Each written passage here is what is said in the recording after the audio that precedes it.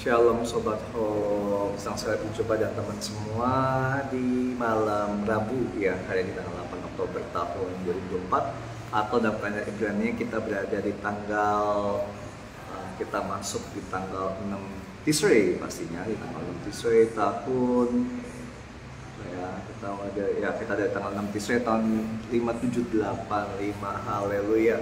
Pastinya buat teman-teman semua saya sekali lagi sampaikan Shana Tova Umetuka, dan dalam Shana Tova Umetuka itu berarti bahwa tahun ini kalian dipenuhi dengan kebaikan dan kemanisan. Amin.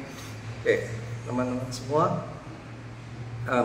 sesuai dengan message yang saya sampaikan waktu minggu lalu tentang Yom Kippur dan di Rosh Hashanah, bahwa kita saat ini masih dalam masa-masa menuju perayaan Yom Kippur. Jadi kita masih menikmati saat-saat titik-titik kita melakukan perayaan Yom Kippur dan kita masih menyiapkan diri kita.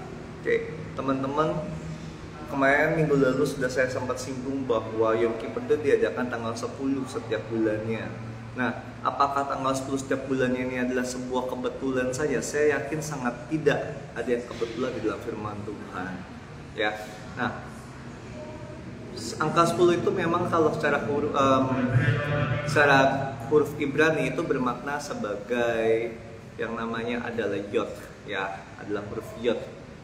Oke, di mana yod itu adalah salah satu unsur pembentuk dari huruf He. Jadi yod itu pembentuk huruf He yang ada di hari ini, yang ada di musim saat ini. Nah, teman-teman, tapi angka 10 juga memiliki makna yang lain yang sangat spesial untuk setiap kita pahami dan kita mengerti. Oke, di mana ternyata ada sebuah rahasia dalam angka 10 yang bagi setiap kita untuk orang-orang percaya itu pahami dan bisa hidupi. Tuhan itu ternyata nggak bermain-main dengan angka 10. Oke, angka 10 itu disebut juga dalam bahasa Ibrani sebagai Eser. Oke, sebagai Eser. Eser itu merupakan angka yang sempurna atau absolut. Oke, Eser itu bisa menggambarkan bahwa sesuatu itu dianggapnya absolut, begitu ya. Jadi, dan angka 10 itu biasa identik dengan salah satunya adalah 10 tenda atau 10 firman Allah. Oke.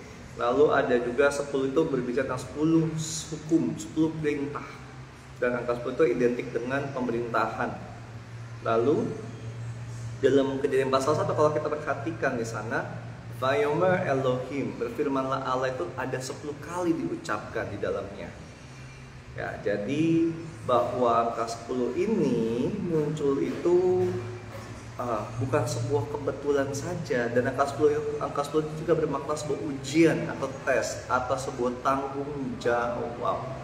Lalu kaitannya apa sih dengan Yom Kippur dirayakan di tanggal 10? Jadi selama 10 hari ini mereka itu benar-benar harus menemukan kesempurnaannya absolut. Selama 10 hari ini mereka harus berfokus dengan mengingat kepada namanya Sang Firman. Mereka harus mengingat 10 firman Allah yang ada di dalam Maha Kudus, di dalam tabut perjanjian. Mereka harus mengingat namanya tentang pemerintahan Allah, tentang perintah-perintahnya Allah. Mereka harus mengingat yang namanya di masa-masa ini mereka akan mengalami ujian atau tes, dan mereka harus bertanggung jawab penuh terhadap apa yang Tuhan berikan kepada mereka. Oke. Jadi tidak sebuah kebetulan angka 10 itu muncul dan dipakai untuk dalam perayaan Yom Kippur. Jadi angka 10 itu benar-benar menunjukkan bahwa Tuhan mau setiap orang itu belajar bertanggung jawab.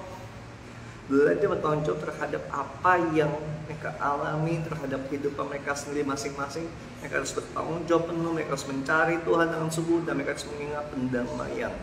Oke, Yom Kippur yang seperti yang saya singgung juga minggu lalu dan pada saat Rosh Hashanah, Yom Kippur terkait dengan yang namanya pendamaian. Jadi pendamaian yang dilakukan ini bukan sekedar damai, bukan ya. Tapi ada sebuah makna besar yang tersembunyi dalam pendamaian itu. Dan apa kaitannya dengan PH, dengan Rosh Hashanah PH ini? Buat saya sangat terkait dan sangat signifikan, teman-teman semua. Jadi tidak ada yang kebetulan, gitu kan. PH dengan Yom Kippur saat ini sangat terkait dan sangat terhubung dengan erat. Apalagi kita berada di musim di mana kita sebut sebagai musim dari kita melihat kasih karunia Tuhan demi kasih karunia Tuhan, atau the double grace, atau yang kita sebut dengan grace and favor of God. Dan ini sangat terkait, teman-teman. Tidak ada yang kata yang tidak terkait, teman-teman semua. Ya, Kalau kita memperhatikan apa yang Tuhan nyatakan bagi setiap kita, apa yang benar-benar yang ingin Tuhan tunjukkan pada setiap kita, kita bisa melihat di dalam ya. Oke, kalau kita buka bersama-sama teman-teman yang di dalam kitab Roma pasal 5 Roma pasal 5 ayat 15 sampai ayat yang ke-20. Kalau kita mau mempelajari dan sesama ya. Roma pasal 5 ayat 15 sampai ayat yang ke-20 teman-teman. Saya bacakan. Tetapi karunia Allah tidaklah sama dengan pelanggaran Adam. Sebab jika karena pelanggaran satu orang semua orang telah jatuh di dalam kuasa maut, jauh lebih besar dari kasih karunia Allah dan karunia-Nya yang dilimpahkannya atas semua orang karena satu orang, yaitu Yesus Kristus. Jadi ternyata ketika kita ngomongin kasih karunia ini terkait dengan penciptaan. Jadi teman-teman, tidak ada yang namanya kasih karunia tidak terkait dengan penciptaan. Semua terkait dengan penciptaan. Ketika kita berbicara dengan yang namanya musim yang baru ini, PH ini, ketika kita berbicara tentang yang namanya perayaan Yom Kippur, ternyata semuanya terkait dengan yang namanya penebusan, yang namanya pendamaian, karena manusia telah jatuh dalam dosa dan kehilangan esensi terhadap penciptaan. Dikatakan dalam firman Tuhan, manusia telah berbuat dosa dan telah kehilangan kemuliaan Allah. Kemuliaan Allah yang ada di saat penciptaan, nafasnya Allah itu hilang. Ketika itu hilang, ketika bagian yang Tuhan berikan itu hilang, ya artinya sekarang bagi setiap kita ini harus bagaimana kita berusaha untuk mengembalikan esensi penciptaan itu kembali. Nah itu pastinya dikatakan dalam firman Tuhan, tidak ada satu orang pun yang bisa, perbuatan baikmu tidak menyelamatkan, agama tidak menyelamatkan, agama Kristen pun tidak menyelamatkan. Kalau kita perhatikan Roma 5:15 ini sangat jelas dikasih tahu, hanya karena satu pribadi doang yang bisa membuat kita selamat, dan itu adalah kasih karunia yang berlimpah, yaitu karena Yesus Kristus. So kasih karunia ini terkait dengan pribadi Yesus. Tanpa Yesus tidak ada kasih karunia. Tanpa kasih karunia manusia pasti binasa. Karena kita telah jatuh dalam dosa sejak masa Adam, dan Tuhan Yesus pakai disebut sebagai Adam kedua. Dia adalah Adam kedua yang hadir untuk menunjukkan kasih karunia-Nya agar kita semua yang percaya kepadanya tidak binasa, melainkan beroleh kehidupan yang kekal dan beroleh kuasa untuk menjadi anak-anak Allah. Jadi Tuhan mengembalikan esensi kita. Dia mengembalikan esensi kita. Itulah kasih karunia Allah.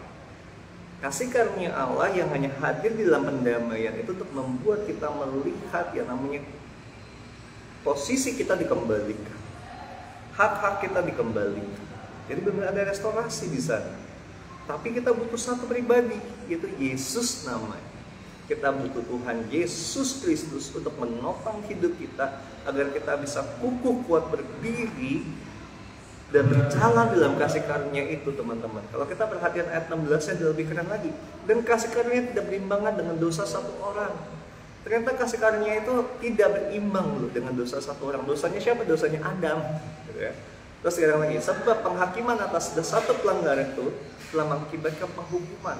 Tetapi penganugerahan kasih karunia, penganugerahan karunia atas banyak pelanggaran itu mengakibatkan pembenaran. Maksudnya apa sih?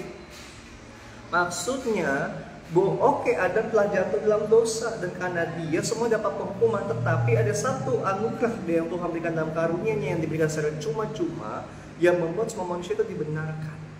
Keren kan? Jadi Kristus mati untuk membenarkan manusia untuk lolos dari jerat neraka. Jadi ketika ada orang yang berkata bahwa loh, manusia ditebus dari apa gitu, loh, itu orang yang ngomong seperti itu dia nggak mengerti film. Walaupun judulnya adalah dia mu'alaf, kayak dia dulu pernah lain atau. Tapi ketika seseorang bisa berkata bahwa manusia ditebus dari apa, dengan apa manusia ditebus, artinya dia memungkiri yang namanya hakikat manusia yang jatuh dalam dosa. Dia memungkiri bahwa sejak Adam jatuh dalam dosa, semua telah kehilangan bagiannya, semua telah kehilangan porsinya, dan semua harus balik dan butuh Tuhan untuk menopang. Lalu kita perhatikan lagi pada ayat yang 17.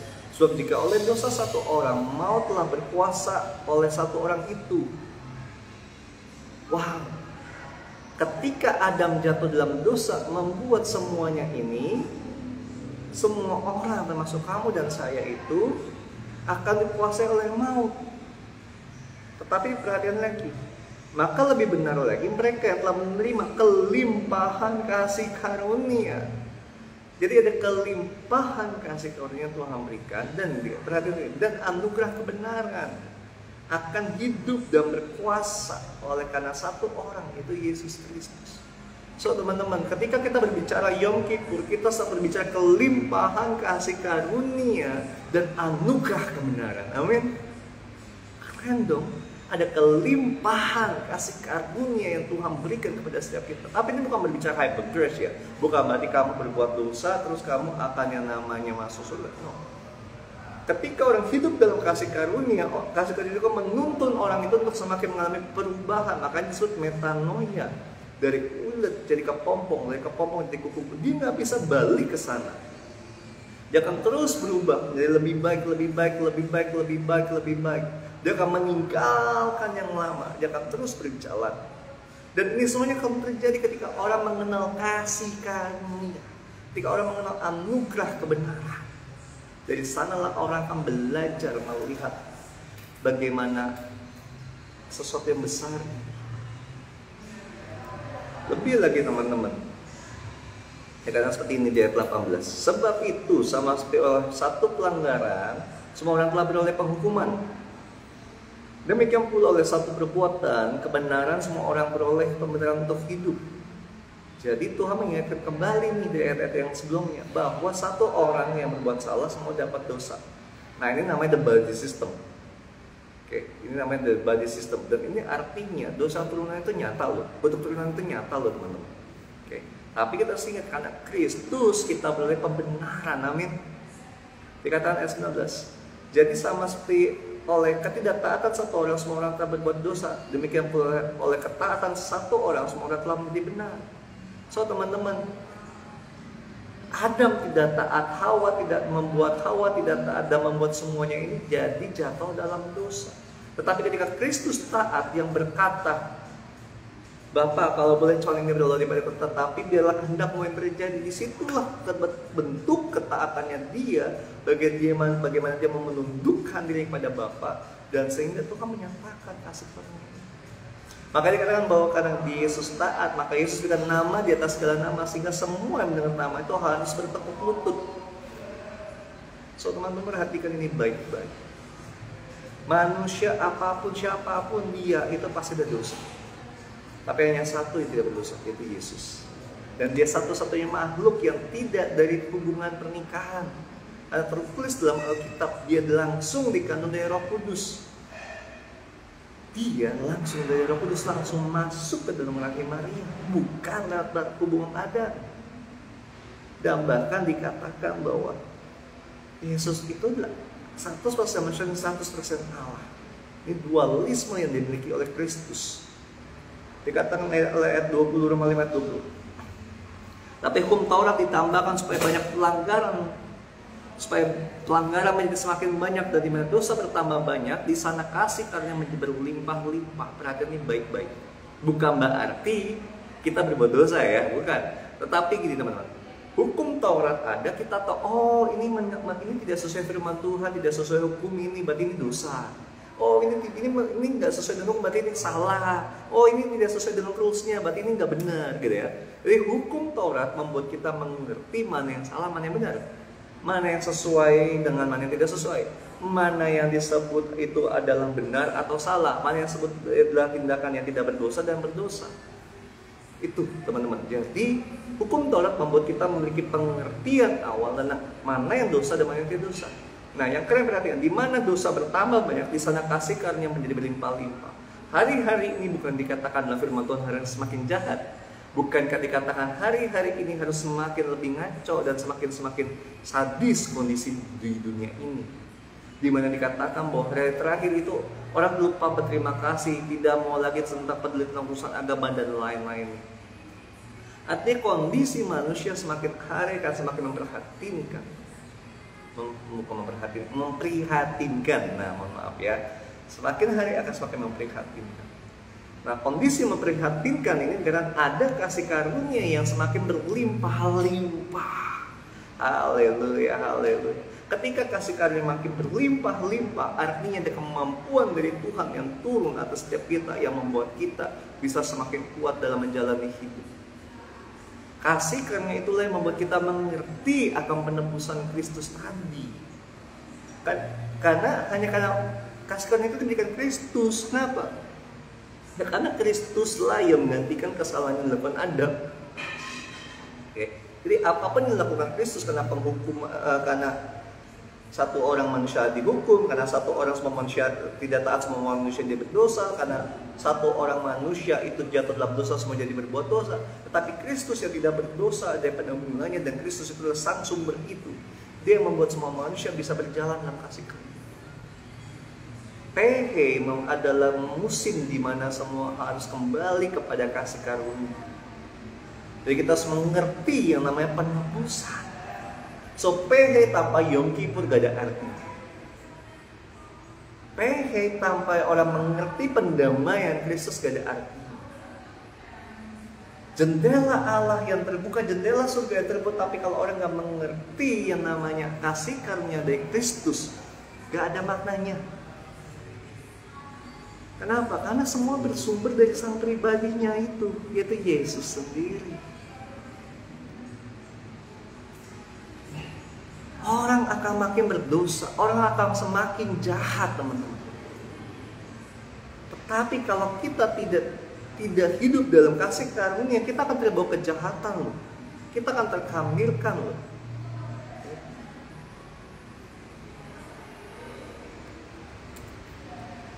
Kalau kita perhatikan firman Tuhan dengan betul ya teman-teman ya.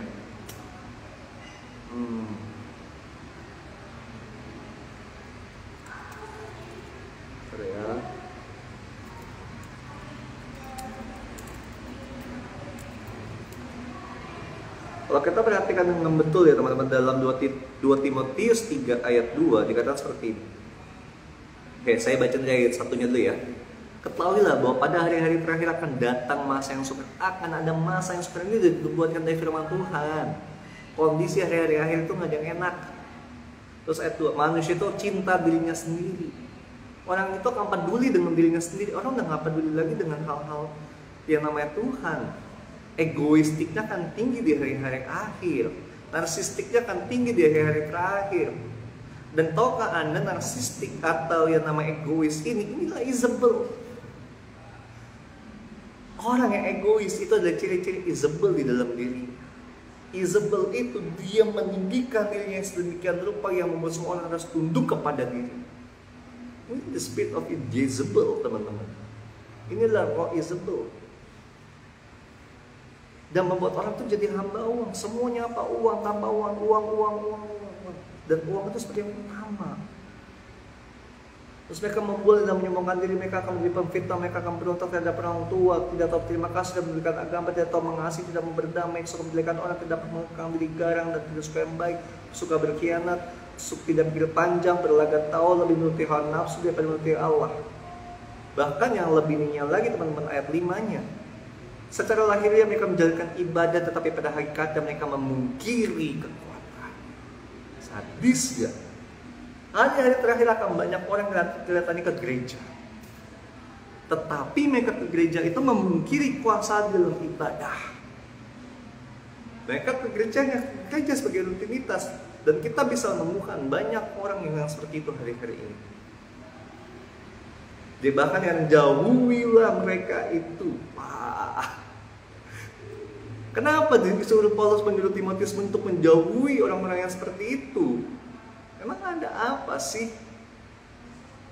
Ternyata teman-teman, orang-orang yang seperti ini teman-teman, mereka itu benar-benar adalah orang-orang yang akan mempengaruhi kehidupan kita loh. So, bukan sebuah kebetulan dikatakan seperti itu gitu kan. Jadi teman-teman, kita harus perhatikan ini baik-baik. Oke? Baik-baik, kita harus memperhatikan ini, karena ini berbahaya bagi setiap kita. Kalau kita tidak berhati-hati, kita akan terpengaruhi. Bahkan dalam 2 Tesalonika 3:14, jika ada orang yang tidak mau mendengarkan apa yang kami katakan dalam surat ini, tandailah dia dan janganlah bergaul dengan dia supaya ia menjadi mau. Paulus menegaskan bahwa kita itu harus waspada terhadap orang lain yang tidak mau mengikuti apa yang dipengaruhi rasul-rasul. Ada yang bisa mengkhamirkan. Ada khamir. Maka dikatakan pergaulan yang buruk merusak kebiasaanmu yang baik. Terus perhatikan lagi teman-teman, dalam 2 Tesalonika 3 ayat 6 dikatakan begini. Tapi kami berpesan kepadamu saudara dalam nama Tuhan Yesus Kristus, supaya kamu menjauhkan diri dari setiap sesuatu yang tidak melakukan pekerjaannya dan yang tidak menurut ajaran yang telah kamu terima dari kami. So teman-teman, kita harus memperhatikan pengajaran-pengajaran mana yang kita dengar hari-hari ini. Yom Kippur itu berarti kita sampai harus merefleksikan setiap sumber-sumber makanannya kita, termasuk kandungan rohaninya kita di sini. Mana yang membuat kita itu bimbang? Apakah itu sesuai firman dan mana yang tidak sesuai firman? So perhatikan baik-baik sekali lagi teman-teman semua. Hari-hari ini banyak orang yang akan menyesatkan dan membuat kita tidak mengingat lagi kasih karunia. Hari-hari ini akan banyak orang yang mencoba membuat kita itu terkhamirkan. So perhatikan dirimu teman-teman. Kita harus mengingat kasih karunia, kita harus mengingat pendamaian karena Kristus. Tanpa Kristus mati di atas kayu salib, kita tidak akan menerima kasih karunia itu. Jadi kasih karunia itu selalu terkait dengan Yesus. Dan di dalam masa-masa terakhir ini semuanya berbicara tentang Kristus, yang adalah sang sumber kasih karunia. Bahkan di hari-hari terakhir ini kalau kita tidak ada Kristus teman-teman semua, kita akan mengalami kesusahan dalam hidup. Okay. Akan sangat akan sangat susah sekali untuk kita tetap kuat. Kenapa? Karena ya kita nggak melihat kemurahan Tuhan, kita nggak melihat penyertaan Tuhan, yang kita lihat masalah mulu. Tapi kalau kita hidup dalam kasih karunia, kita akan melihat betapa Tuhan itu baik, betapa Tuhan itu penuh kasih dan sayang, betapa Tuhan ingin membuat setiap kita tuh mengalami kemenangan demi kemenangan. Dan kasih karunia yang Kristus mati itu harus ada. Kenapa? Karena sekali lagi saya sedikit flashback termasuk yang sempat saya sebut pada saat Roh Hasyana. Tuhan untuk manusia dengan tangannya, dan ada firman yang diucapkan dan ada nafasnya. So manusia itu sebenarnya ada unsur firman, ada unsur nafas, dan ada unsur bentukan tangannya Tuhan sendiri. Makanya manusia itu dikatakan segambar dan serupa dengan Tuhan. Okay. Nah, artinya manusia itu, Tuhan tuh membentuk manusia tangannya dan dari tanah, bukan sekedar perkataan seperti Tuhan menciptakan malaikat dan yang dari namanya badai dan api, bukan. Tuhan menciptakan dari debu tanah dan dengan tangannya sendiri loh teman-teman. Kan dia bisa berfirman, tapi dia tidak melakukan itu. Kalau kita cuma secara logika kita, oh ya Tuhan selagi berkreasi gitu kan. Tapi kalau kita memahami kacamata yang lebih dalam lagi, kacamata apostolik, kita akan mengerti bahwa ternyata itu bermakna bahwa sesungguhnya Tuhan sedang membuat kita menjadi sebuah wadah yang bisa menampung rohnya secara khusus. Sebuah wadah yang bisa menampung nafas hidupnya secara khusus. Keren gak? Dirimu adalah wadah untuk roh Allah bernaung. Sekali lagi saya ulang, dirimu adalah wadah untuk roh Allah bernaung. Karena dirimu adalah wadah untuk roh Allah bernaung, setan tidak akan tinggal diam. Daniel 11 dikatakan, iblis itu mencoba untuk membuat orang-orang itu murtad. Khususnya orang-orang yang berlaku fasik akan dibujuk sama iblis untuk meninggalkan perjanjian. Artinya setan tahu, ketika kalian tahu, kalian sadar bahwa itu adalah wadah untuk roh Allah bernaung. Dimana ketika Adam jatuh dan Hawa jatuh dalam dosa, pemulihan Allah ini, roh Allah ini mundur. Sehingga manusia yang harusnya tadi wadah dari roh Allah yang ada di Taman Eden dikeluarkan dari Taman Eden. Ketika dikeluarkan dari Taman Eden, manusia akan kehilangan segalanya. Berkat-berkatnya hilang semua. Ketika berkat-berkatnya hilang, anugerahnya hilang, membuat manusia itu tidak bisa berjalan di dalam nikmatnya anugerah. Manusia itu jadinya menggunakan apa yang dia miliki sendiri. Dan ketika nikmatnya berkat Tuhan, kasih karunia itu luar biasa, yang harusnya ada dalam Eden, yang ada dalam penjagaannya Tuhan, itu hilang semua, membuat bumi ini yang harusnya surga ada di bumi. Kalau teman-teman baca Wahyu 22 ya, bukan kita nanti yang kesana, no, tapi surga itu akan menyatu dengan bumi. Nah, ini gampangnya saya terangkan, kalau teman-teman sudah menonton Avatar Korra, teman-teman akan mengerti maksud bahwa ketika dunia roh itu menyatu dengan dunia jasmani. Tuhan mau membuat semuanya surga dan bumi menyatu. Karena manusia itu memang, Eden itu ada di bumi. Tetapi karena manusia jatuh dikeluarkan, dan Eden itu ditutup secara roh, sehingga manusia nggak bisa lihat lagi. Tapi karena manusia nggak bisa lihat Eden lagi, manusia kenapa? Karena udah kehilangan bagian roh Allahnya. Makanya katakan manusia telah berbuat dosa dan telah kehilangan kemuliaan Allah. Roh Allah, kemuliaan Allah yang membuat manusia itu hidup sebagai wadah yang hidup, kosong jadinya. Makanya bisa masuk roh jahat hingga merasuki mereka. So, teman-teman pastikan dirimu mengerti. Kalian mau menjadi wadah untuk roh Allah bernaung, sehingga destiny Tuhan atas hidupmu tergenapi, atau menjadi wadah bagi dagingmu sendiri atau bagi iblis. Karena hari-hari terakhir ini semua akan tipis antara jiwa dengan Roh Kudus dan juga dengan iblis, itu akan tipis banget. Kita perhatikan 2 Korintus 5 ayat 15. Sorry, saya ini dulu ya. Ya, 2 Korintus 5 ayat 15 dulu deh. Dikatakan, dan Kristus telah mati untuk semua orang, supaya mereka yang hidup tidak lagi hidup untuk dirinya sendiri, tetapi untuk Dia yang telah mati dan dibangkitkan untuk mereka. So, teman-teman, diri kita ini tidak bisa lagi hidup untuk diri kita sendiri. So, yang tadi saya bilang, dikatakan Paulus pada Timotius bahwa realita itu orang akan egois gitu ya, akan mengintervensi. Kenapa? Ada roh Isabel. Kalau kita baca Wahyu, Isabel akan muncul lagi dari zaman. Nah, ketika roh Isabel muncul dari zaman, tapi ciri-cirinya adalah egoistik. Mereka akan berpikir dirinya dan narsistik, gitu kan, empidin.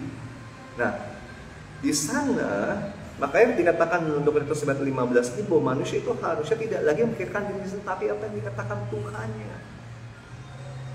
Nah, karena dikatakan firman, karena kamu telah dibeli dan harga telah lunas dibayar. Kita berhutang sama Tuhan. Bukan kita menghutangi Tuhan lewat persembahan. Bukannya kita menghutangi Tuhan lewat namanya pelayananmu, lewat apa yang kau bisa berikan Tuhan. No. Kita berhutang sama Tuhan. Kenapa? Harusnya kita masuk neraka, tetapi karena kasih karunia Allah lewat Kristus Yesus, sehingga kita percaya kita diselamatkan dan tidak binasa. Ada amin teman-teman? Kita tidak binasa karena darah Yesus. Tapi ingat, itu yang iblis ingin coba merusaknya. So, di PH ini sebenarnya roh Allah ingin dihembuskan kembali. Untuk roh Allah dihembuskan kembali, kita harus jadi wadah yang siap. That's why kenapa Yom Kippur ini tadi saya bilang penting bagi yang namanya PH. Karena di Yom Kippur kita mau merendahkan diri dan kita mau mengingat pendamaiannya kita lewat darah Kristus. Tanpa darah Kristus kita nggak bisa. Kenapa? Karena dengan darah Kristus itulah kita akan mengingat satu prinsip dalam 2 Korintus 5:17. Jadi siapa yang ada dalam Kristus adalah ciptaan yang baru. Yang lama telah berlalu, sesungguhnya yang baru sudah datang. So, ketika kalian hidup dalam darah Kristus, kalian hidup dalam kasih karunia Allah, kalian itu adalah manusia yang baru. Orang mau bawa-bawa masa lalu, biarin. Orang mau merendahkan hidupmu, biarkan.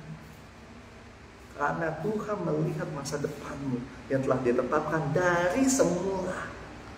Dari semula saat penciptaan, Tuhan sudah melihat akhir hidupmu seperti apa. Itu dahsyatnya Allah kita. Dia gak pernah melihat kondisimu yang saat ini, yang mungkin masih terluta-luta, yang masih bergumul. Dia melihat kondisi akhirmu menjadi pribadi yang dahsyat bagi hidup dia. Makanya dikatakan Tuhan itu tahu rancangan atas hidupmu. Makanya orang Kristen tidak yang hidupnya itu ya goyang-goyang, tidak ada yang hidupnya penuh.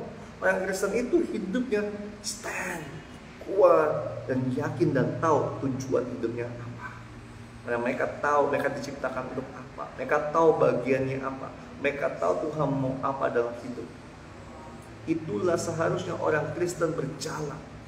Itulah seharusnya orang Kristen itu benar-benar bergumul. Di situ orang Kristen itu harusnya benar-benar yang namanya semakin bertumbuh. Karena dia adalah ciptaan yang baru. Sebagai wadah yang rusak karena Adam, dibaharui dari darah Kristus yang adalah kasih karunia itu, membuat manusia menjadi ciptaan yang baru, sehingga wadah itu yang tadinya rusak dan gak layak dibaharui, sehingga Allah bisa menghembuskan nafasnya kembali, sehingga apa yang mati itu menjadi hidup kembali. PH berbicara nafas, kemarin saya sampaikan pada Sabtu Hasyana 5785. Dan untuk dapat nafas Allah, kita butuh Yom Kippur. Jadi diawali musimnya PH ini, pastikan Yom Kippurmu itu berjalan dengan baik. Kita sudah bertesyufah, dan saat ini kita mau Yom Kippuriyah. Istilahnya saya Yom Kippuriyah ya. Gitu. Kita mau sama-sama melakukan perayaan Yom Kippur. So teman-teman, saya undang bagi setiap kali untuk ikut perayaan Yom Kippur yang akan dilaksanakan pada hari Minggu nanti, pada tanggal tanggal berapa ayo hari Minggu? Hari Minggu nanti itu pada tanggal 13 Oktober atau tanggal 11 Tishrei. Kita akan melakukan Yom Kippur, di mana kita melihat pendamaian Kristus yang membuat hidupmu mengerti bahwa kamu adalah bencana yang dikasihi Tuhan. Kamu adalah bencana yang baru yang Tuhan ciptakan untuk menerima nafasnya. Karena ketika ada nafas Allah, ketika ada roh Allah, tidak ada lagi kematian yang melainkan kehidupan. Tidak ada lagi yang namanya gagal yang adalah berhasil. Tidak ada lagi yang namanya stagnasi yang adalah kehidupan dan terus naik dan naik. Tidak ada lagi yang namanya adalah seperti orang yang nggak ngerti apa-apa, yang adalah penuh dengan pengertian. Karena itulah janji Tuhan yang ketika ada nafasnya, ketika ada rohnya. Amin teman-teman. Bahkan dikatakan lagi dalam 2 Korintus 5 tadi dikatakan seperti ini pada ayat yang ke-18. Dan semuanya ini dari Allah yang dengan pendatangan Kristus telah mendamaikan kita dengan dirinya, dan yang telah mempercayakan pelayanan pendamai itu bagi kami. Guys, ternyata Yom Kippur ini jelas dengan jelas Paulus menulis, ternyata rasul-rasul itu adalah pelayan pendamaian. Mereka adalah para pelayan Yom Kippur. Karena mereka harus membuat orang mengerti adanya pendamaian abadi yang didapatkan dalam Kristus. Jadi perayaan Yom Kippur harusnya kita bisa melihat adanya pendamaian dengan Allah karena darah Kristus. So gereja harusnya mengingatkan orang tentang pendamaian karena darah Kristus. Terus kalau kita lihat ayat 19, sebab Allah telah mendamaikan dunia dengan dirinya oleh Kristus dengan tidak memperhitungkan pelanggaran mereka. Dia telah mempercayakan berita pendamaian itu kepada kami. Lebih lagi dikatakan pada ayat 19 ini, semuanya telah didamaikan karena darah Kristus. Amin. Jadi dirimu telah didamaikan sehingga tidak ada lagi tuduhan, dakwaan yang membuat dirimu itu tidak bisa menggenapi apa yang Tuhan tetapkan loh. Dan destiny Tuhan atas ibu pasti tercapai, tidak ada yang gagal. Ada darah pendamaian, darah Yesus yang menjamin hidup. That's why Yom Kippur sangat penting bagi orang Kristen. Kita tidak hanya sedang, oh darah Yesus, oh darah no. Tapi bagaimana kita merefleksikan diri kita, kita menghayati, kita merenungkan tentang darah anak domba Allah bagi hidup kita, yang turun ke atas hidup kita. Darah anak domba Allah yang membasuh hidup kita. Darah anak domba Allah yang mendamaikan hidup kita. Darah anak domba Allah yang membuat kita itu hidup dalam kasih karunia. Inilah Yom Kippur, perenungan total tentang darah Yesus. Mungkin kalau ada yang tanya, tapi Yom Kippur tahun lalu kayak saya tidak menekankan itu. Kenapa? Kan ini musimnya teman-teman. Karena kan yang saya bilang, ini PH. Ketika PH ini berbicara tentang yang namanya adalah nafas Roh Kudus, kalau kita tidak siap, tidak mengerti tentang pendamaian, ini berat. Terus ayat 21, dia yang tidak mengenal dosa telah dibuatnya menjadi dosa karena kita, supaya dalam dia kita dibenarkan oleh Allah. Tuhan Yesus dibikin menggantikan kita yang disebut dengan kuasa pertukaran di atas kayu salib, sehingga harusnya kita berdosa dipindahkan ke dia, dan dia yang benar dipindahkan ke kita lewat darahnya. So hidup telah dibenarkan karena darah Kristus. Amin teman-teman. Hidup telah didamaikan dengan darah Kristus. Apapun masa lalu, mau seberapa jauh engkau terjatuh, seberapa jauh engkau sempat berbuat dosa, seberapa jauh kegelapan yang kau alami, tapi dengarkan ini teman-teman, karena darah Kristus itulah yang menopang hidupmu. Amin. Nah teman-teman, lebih enaknya lagi ini, lebih keren lagi, nyambung kayak tadi saya akan nyambungkan ke dalam 2 Korintus 6 ayat 1. Sebagai teman-teman sekerja, kami menasihatkan kamu supaya kamu jangan membuat sia-sia kasih karunia Allah yang telah kamu terima. So, jangan kita sia-siakan kasih karunia Allah. Ada kasih karunia Allah berlimpah tadi kan di awal saya sempat singgung. Terus ayat 2, sebab Allah telah berkenan, pada waktu aku berkenan, aku akan mendengarkan engkau. Dan pada hari aku menyelamatkan, aku akan menolong engkau. Sesungguhnya waktu ini adalah waktu perkenanan itu. Sesungguhnya hari ini adalah hari penyelamatan itu. Bukankah ini adalah yang namanya PH?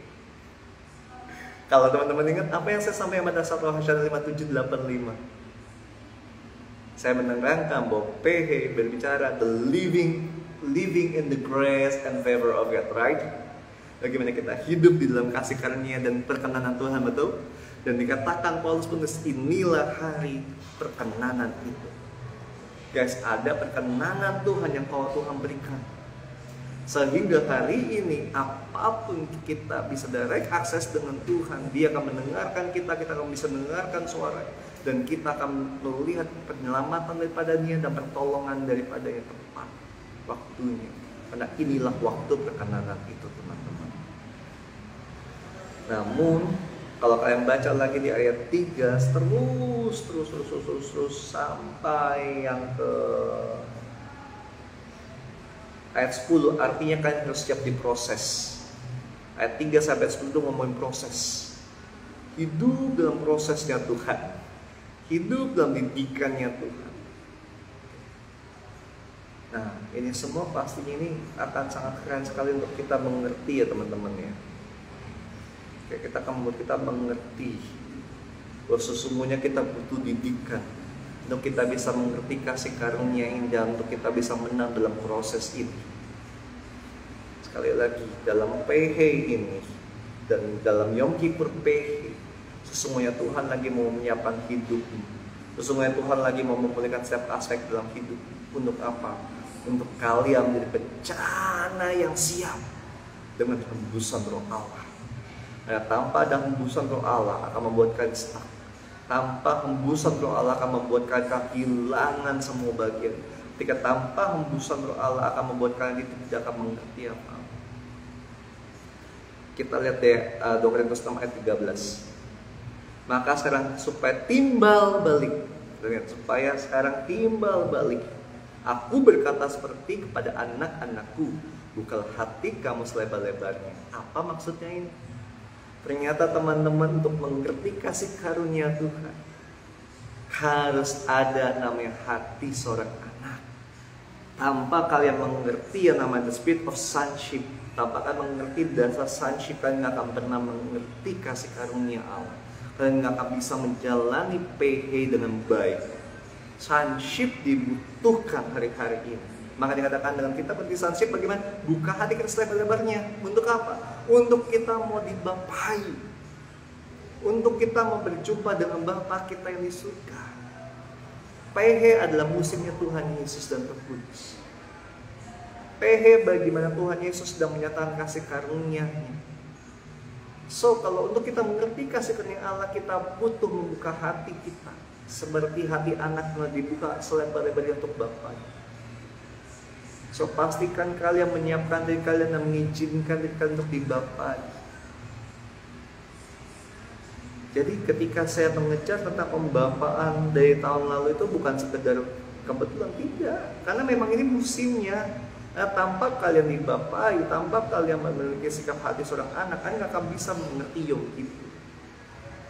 Karena di Yom Kippur itu kita benar-benar akan diproses dan jangan lupa untuk kita benar-benar mengerti apa yang ingin Tuhan nyatakan. Yom Kippur itu adalah sebuah masa di mana kita itu benar-benar akan wajib untuk menyadari tentang darah Kristus. Dan yang paling utama adalah bagaimana kita tidak mengambilkan diri kita kembali dengan orang-orang yang mengajarnya asal-asalan, dengan lingkungan-lingkungan yang berdosa, gitu teman-teman. Jadi benar kita harus menjaga diri kita, hati kita, pikiran kita, agar semuanya itu kita bisa benar-benar hidup sesuai dengan apa yang Tuhan inginkan. Oke. Lagi untuk kita bisa hidup bersama Tuhan. Oke. Nah, sebenarnya teman-teman sekali lagi sadari, kasih karunia dalam dirimu itu dinanti-nantikan orang. Kasih karunia dalam hidupmu itu dinanti-nantikan. Perkenanan Tuhan yang harusnya kamu alami itu dinanti-nantikan orang. Oke, sebentar ya.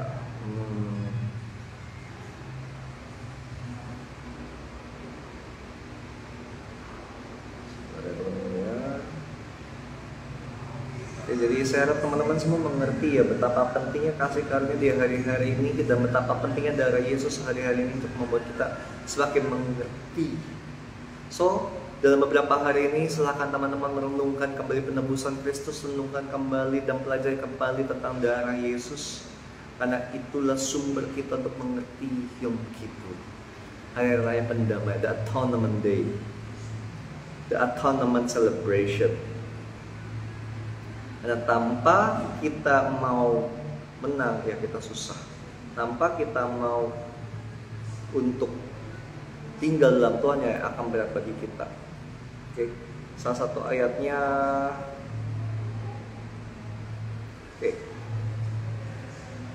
di dalam 2 Korintus 12 ayat 21 dikatakan, aku khawatir bahwa apabila aku datang lagi, Allahku akan merendahkan aku di hadapan kamu, bahwa aku akan berduka cita karena banyak orang yang di masa lampau berbuat dosa dan belum lagi bertobat dari kecemaran, percabulan dan ketidaksopanan yang mereka lakukan.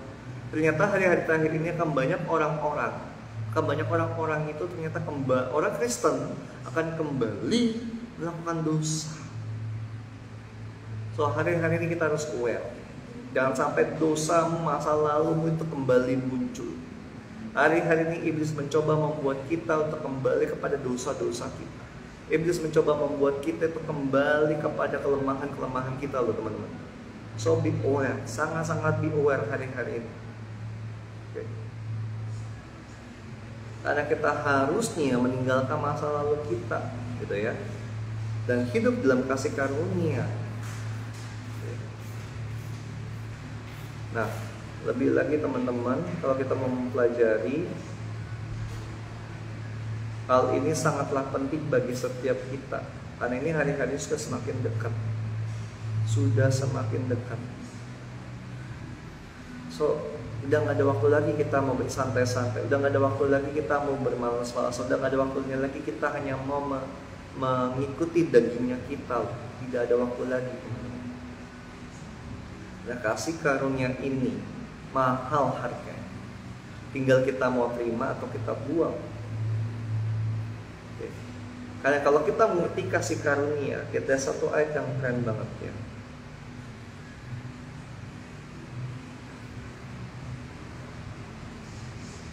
Ya, kalau kita mengerti kasih karunia, kita akan mengenal sesuatu yang keren. Dalam 2 Korintus 8 ayat 9 dikatakan gini, karena kamu telah mengenal kasih karunia Tuhan kita Yesus Kristus. Kamu telah mengenal kasih karunia Tuhan kita Yesus Kristus. Jadi ketika kita mengenal Yesus, kasih karunia Tuhan, maka kita akan semakin mengenal pribadi Yesus. Dengan lagi bahwa Ia yang oleh karena kamu menjadi miskin, sekalipun Ia kaya, supaya kamu menjadi kaya oleh kemiskinannya. Kasih karunia akan membuat kalian kaya. Amplified Bible ngomong seperti ini, for you are recognizing more clearly the grace of our Lord Jesus Christ, His astonishing kindness, His generosity, His gracious favor, that though He was rich, yet for your sake He became poor, so that by His poverty you might become rich, abundantly blessed. Guys, kasih karunia membuat hidupmu mengalami abundantly blessed. Amin. Kasih karunia di PH akan membuat kalian hidup di dalam berkat yang berkelimpahan. Saya sampai kepada Syatrah Hasyana 5785, semuanya boleh akan susah dan stuck di tahun ini. Tapi orang yang mengenal Tuhan, umat yang mengenal Tuhan akan tetap kuat dan bertindak. Akan ada pemeliharaan Tuhan, akan ada penjagaan Tuhan. So, ini adalah bulan pertama dalam Hasyana 5785. Dalam 7 bulan ke depan, pastikan kalian menyiapkan pundi-pundi. Dalam 7 bulan ke depan, pastikan kalian sudah mulai siapkan pundi-pundimu. Belajar berhikmat, minta tuntunan Tuhan. Karena something will happen. Something will happen. Jadi siapkan diri untuk 7 bulan ke depan. Kalau ini adalah bulan Oktober, berarti kan November, Desember, Januari, Februari, Maret, April, Mei. Jadi sampai bulan Mei tahun depan, persiapkan dirimu sebaik mungkin, persiapkan mentalmu sebaik. Jadi di dalam masa PH 85 ada angka 5. Nanti di bulan kelima share kader universal. Kebetulan nggak? Nggak kebetulan. Ya, jadi persiapkan dirimu 7 bulan ke depan. Kenapa? Karena setelah 7 bulan ke depan itu akan masuk bulan ke-8. 8 dikenal sebagai permulaan yang baru. Ada something will happening. Kalian akan melihat benih-benih yang Tuhan taruh ketika kalian adalah orang Kristen sejati itu akan mulai bertumbuh. Ya. So guys, ini pesan saya untuk hari ini tentang today message mengenai yang namanya adalah Yom Kippur dalam musim 5785. Bahwa sesungguhnya ada kasih karunia Allah dan penebusan Kristus yang oleh karena darah Yesus yang membuat kamu kudus, yang membuat kamu layak untuk apa? Untuk mengembalikan esensi kamu yang adalah wadah dari nafasnya untuk kembali disiapkan di musim ini, sehingga nafas Allah bisa dihembuskan kepadamu. Dan ketika nafas Allah dihembuskan atas dirimu, maka apa yang mati dalam hidup mulai hidup kembali. Amin. Semua yang mulai mati akan mulai hidup kembali. Semua aspek-aspek dalam hidup yang bermasalah akan mulai tidak bermasalah kembali. Amin. Dan dengan begitu, sesungguhnya kasih karunia-Nya Tuhan akan membuat perkenanan Tuhan juga turun. Dan juga di sana, karena Kristus telah memberikan kasih karunia itu dan Dia mengambil posisi untuk lebih miskin, sehingga kita akan menikmati berkat berkelimpahan. Ini adalah musim untuk engkau hidup dalam berkat berkelimpahan. Amin. Tapi bagaimana cara mendapatkan berkat berkelimpahan tadi? Hiduplah dalam ketaatan untuk berjalan dalam kasih karunia demi kasih karunia. So, that's it yang bisa saya sampaikan untuk malam hari ini teman-teman. Dan saya harap teman-teman semua bisa menangkapnya dan mengerti betapa krusialnya hari-hari ini. Betapa pentingnya hari-hari ini teman-teman semua. Jadi mari kita semakin benar-benar lebih giat di dalam Tuhan, semakin benar yang namanya kita tergila-gila sama Tuhan dan semakin memaksimalkan diri untuk mengikuti tuntunan Roh. Karena dikatakan bahwa kita ini harusnya hidup sama seperti Kristus hidup. So, mari persiapkan dirimu teman-teman semua. Dan sebelum kita semua berakhir, let me to decree and declare the priestly blessing. Okay. Yevareha Adonai ve'yismereha, ya'er Adonai panaf eleha fihun neha. Yisha Adonai panaf eleha ve'yashim leha shalom. Dalam nama Yeshua HaMashiach. Dan saat ini saya juga deklarasikan dan deklarasikan bahwa setiap teman-teman yang menyaksikan live ini, yang mendengarkan today message ini, mulai dari detik ini kalian berjumpa lebih dalam dengan kasih karunia Allah. Kalian semakin mengenali kasih karunia Allah. Kalian semakin mengenali pribadi Yesus. Kalian semakin memiliki pengertian tentang darah Yesus. Dan kalian hidup di dalam darah Yesus. Di mana darah Yesus ada perjanjian atas hidupmu dan dimaterai atas hidupmu. Dan engkau akan menjadi wadah yang siap. Dan nafas Allah akan dihembuskan atas hidupmu. Dimulai dari musim ini, setiap kalian yang mendengarkan today message dan menerima dan hati yang siap, saya deklarasikan dan deklarasikan bahwa kalian akan mulai bertumbuh Dan kalian akan mulai berakar dengan kuat. Dan kalian akan melihat buah-buahnya, kalian akan berbuah lebat dan akan tepat pada musimnya. Semua saya dekretkan dan deklarasikan di dalam nama Yeshua HaMashiach, dalam nama Yesus Kristus, terjadi atas hidup kalian.